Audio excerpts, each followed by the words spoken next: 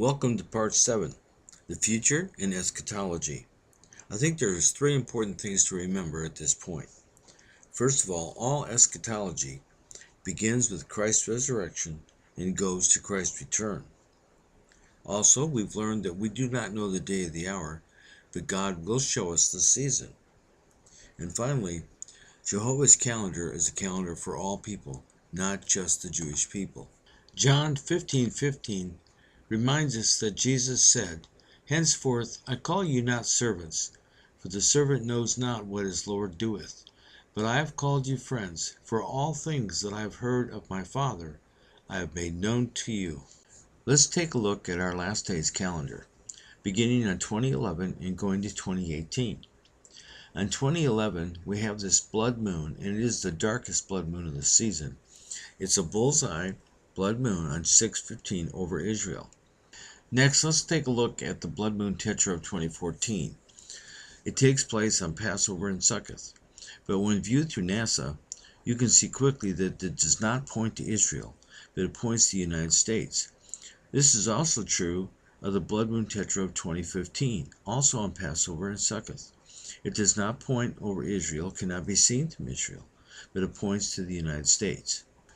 Now let's take a look at the solar eclipse on the Feast of Trumpets, which is a bullseye solar eclipse over Jerusalem. This partial solar eclipse takes place on September 13th, 2015.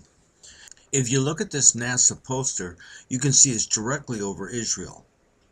Incidentally, this particular solar eclipse takes place exactly at the end of the 100 years, the 70 years, the 50 years, and is 2018 minus 7. Another important calendar date is the year 2015 through 2016, which is actually the year of Jubilee, which starts on September 28th. It's important to know that Jubilee is a complete year. It's not just a day, but a whole year. During the last 100 years, we've actually had 3 50th year Jubilees.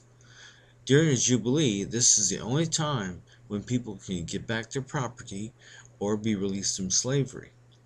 During this particular first one, September 26, 1917, that is when General Allensby recaptured Jerusalem. The next one was on September 24, 1966 to October 13, 1967, and that's when Israel recaptured Jerusalem on June 7, 1967. The next Jubilee will be September 23, 2015 to October 11, 2016. I wonder what will happen. Is it possible that Israel will recapture Jerusalem?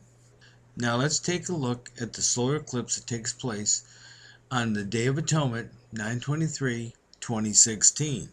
The most interesting aspect of this particular lunar eclipse is that it takes place on the Day of Atonement, and when you look at the NASA poster, you can see that it takes place exactly over Israel. Could there be a prophetic implication in this particular solar eclipse, which is a bullseye eclipse exactly over Israel? I'd like to make one final note here in Part 7. The Battle of Megiddo was the final Allied offensive of the Sinai and Palestine campaign in the First World War. The contending forces were General Allensby and the Allied Egyptian Expeditionary Force and the Ottoman Yildirim Army Group, which were the Muslims. It's interesting that General Allensby took back Israel on December 11th and officially walked into the city on December 28th, but the actual end of the war did not take place until this Battle of Megiddo. The battle took place in September, from the 19th to the 25th of September 1918. Oddly enough, this took place during Sukkot of that year. I find it absolutely amazing that General Allensby, who was a Christian, took back Jerusalem on December 11th without firing a shot, and also defeated the Ottoman Empire at the Battle of Megiddo in 1918. Coincidence or not? Thank you for listening. I hope you enjoyed Part 7 of Countdown to Jubilee, The Future and Eschatology. I'm Dr. Chris Ward.